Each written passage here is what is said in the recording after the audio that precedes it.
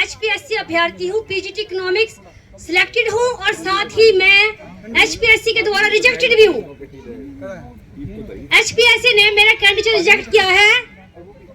एक छोटी सी शर्त रख दी गई, भर्ती निकालते हैं 5 साल में, 7 साल में इलेक्शन के टाइम पे वोट के चक्कर में, और भर्ती जब निकाली उसमें कंडीशन रख देते हैं। हमारी भर्ती निकाली, बहुत सारी वैकेंसी निकाली 2024 में, शर्त रखी गई कि 16 जुलाई से 14 अगस्त के बीच में हमारे सर्टिफिकेट होने चाहिए। एडवर्टाइजमेंट में मेंशन था कि करंट सर्टिफिकेट होना चाहिए।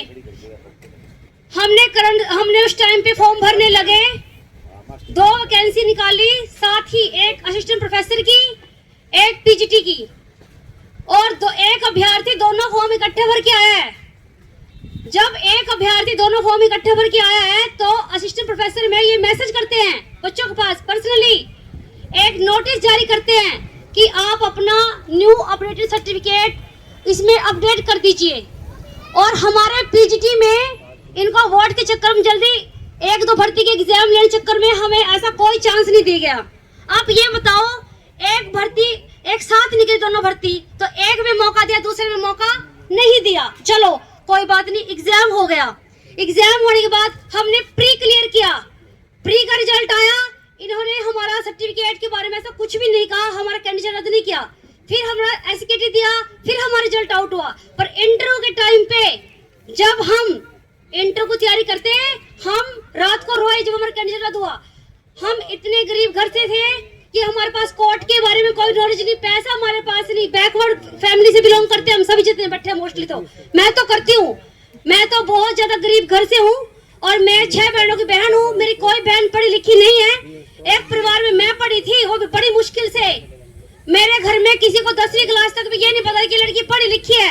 मेरे कहीं भूस के तूड़े में, कहीं प्राड़ियों में अपनी किताबें छुपा छुपा के ओपन से पढ़ी हुई हूँ मैं, और इंग्लिश मीडियम से पढ़ी हुई हूँ, ओपन से घर बैठ के। सब आप मेरी वेरिफिकेशन करवा सकते हो, गंगार पधाना त्रावड़ी में, यहाँ मैंने हर जगह तैयारी करी खेतों में। 8वीं क्लास से मेरा नाम कटा था, 8वीं क्लास के बाद मेरी सारी एजुकेशन ओपन से है। मैंने खेतों में काम कर करके अपनी फीस भरी है। मुझे कोई भी घर से कोई सपोर्ट नहीं था, क्योंकि मैं एक लड़की थी। मेरे माँ बाप बहुत ही गरीब घर के थे। मेरी माँ को कोड लगा हुआ था, बाप मुंजारा था, 6 बहनें थी, घर में खाने के लाले थे, क्या मैं पढ़ाते हो? मेरी माँ बोलती है अगर आज पढ़ा भी दिए तो कल इसकी शादी कैसे करेंगे, कहाँ से दहेज लेके आएंगे? तो इस डर में मेरे को तो पढ़ाया भी नहीं गया।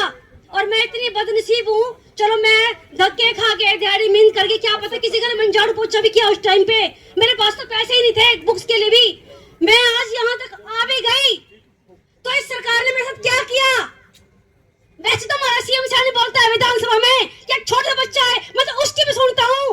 क्या मैं हरियाणा की बच्ची नहीं थी? क्या मैं ओबीसी हूँ? ये मेरे को अपने माथे पे लगवाना पड़ेगा। एक सर्टिफिकेट जो एक फाइनेंशियल ईयर में बनता है, अप्रैल में बनता है, पूरे साल वैलिड होता है। हमारी सरकार 18 तारीख को प्रस्ताव लेके आ गई कि 450 बच्चों में से सिर्फ 25 बच्चों को अलाउड कर दिया। ये समानता का अधिकार हनन नहीं हुआ। जब एक भर्ती एक साथ निकली है, 3069 पोस्ट थी, और सरकार क्या कह रही है अब कि 1 अप्रैल से 2023 के 23 जुलाई तक जो सर्टिफिकेट है वो वैलिड है, उसके बाद वैलिड नहीं है। ऐसे कैसे हो सकता है जब हम हरियाणा में पैदा हुए, हरियाणा के बच्चे हैं? ये 15 दिन पहले 23 जुलाई से पहले बच्चा ओबीसी है, 23 जुलाई के बाद सर्टिफिकेट तो ओबीसी नहीं है। एक फाइनेंशियल सर्टिफिकेट बनता है ओबीसी का, अप्रैल में बनेगा, पूरे साल तक चलेगा, अगले साल मार्च तक चलेगा। और हमारी सरकार क्या कर रही है हमारे साथ? मैं आपसे पूछना, जिससे यहाँ बैठे हैं, क्या हमारा दोष क्या है कि हम ओबीसी हैं और हरियाणा की बेटी है?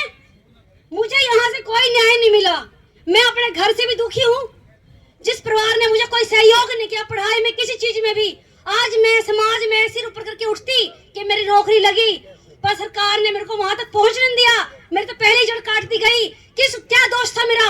इंटरव्यू के टाइम पे हम सभी रिजेक्टेड ने करंट सर्टिफिकेट दिए हैं 2024-25 फाइनेंशियल ईयर के।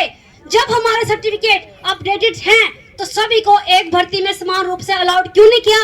सिर्फ 23 जुलाई तक ही क्यों अलाउड किया?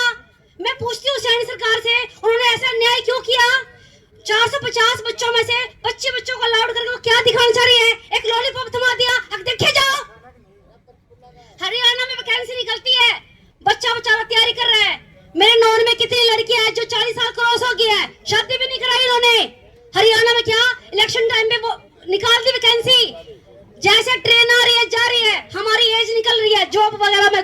भर्ती। अगर हम पहुंच भी गए तो ऐसी नीति लेके आएगी कि निकालो इनको बाहर। हमारा इतना बुरा हाल कर दिया है, हम मानसिक प्रताड़ित हैं। 1 साल से कोर्ट के धक्के, सीएम निवास के धक्के खा खा के मर के सीएम के पास जाते हैं कि कोई नहीं, कोर्ट में मामला हो जाएगा हो जाएगा। अगर हमने इतना प्रयास किया तो अब किया तो क्या किया? आप खुद बताओ, क्या ये न्याय था? 25 बच्चों को अलाउड करना न्याय था? 450 बच्चे बाहर थे, सेम भर्ती थी। एक ही दिक्कत थी कि ओबीसी की डेट, ओबीसी कब से डेट में आने लगा, ओबीसी को कब से आप डेट में सोचने लगे। एक फाइनेंशियल सर्टिफिकेट पूरे साल चलता है तो आप कैसे 15 दिन पहले कहोगे ओबीसी, उसके बाद ओबीसी नहीं है? हम जब से पैदा हुए हमारे पास तब से सर्टिफिकेट ओबीसी के हैं। चक्कर तो हमारा फाइनेंशियल स्टेटस का है, वो हमारी फैमिली आईडी से वेरीफाई करवा के हमें ज्वाइनिंग दे सकते थे। सरकार के पास इस टाइम पे फैमिली आईडी सबसे बड़ा प्रूफ है। कुछ भी हमारा पर्सनल नहीं है, सब फैमिली आईडी में से माँ से वेरीफाई करते और हमें ज्वाइनिंग अलाउड कर देते। पर सरकार की मंशा ही नहीं है। यहाँ के अभ्यर्थी को 35% लागू कर दिया, बाहर के लोगों को ज्वाइनिंग दे दी। यहाँ का ज्वाइनिंग कौन लेता? हम लेते। जो एससी बीसी थे, एससी बीसी को बहाना निकाल के बाहर निकाल दे सर्टिफिकेट का। आप सब यहाँ बैठे हो, आप खुद सोचो, क्या सर्टिफिकेट में एक फाइनेंशियल का होना चाहिए, नहीं होना चाहिए? क्या हमारा डेट से तुलना होनी चाहिए कि 23 जुलाई का है या नहीं है, 23 जुलाई से पहले का है नहीं है, ये पूरे साल का है। 1 अप्रैल 2024 से मार्च 2025 तक का सर्टिफिकेट वैलिड है, उस तक ही हमारा मान्य होना चाहिए और तुरंत प्रभाव से हमें ज्वाइनिंग देनी चाहिए। जो 18 तारीख को ये प्रस्ताव सरकार लेके आई है, नायब सैनिक सरकार, उसमें हमें भी इंक्लूड किया जाना चाहिए। सभी अभ्यर्थियों को समान रूप से ज्वाइनिंग देनी चाहिए। धन्यवाद सर। धन्यवाद बबली कश्यप जी का।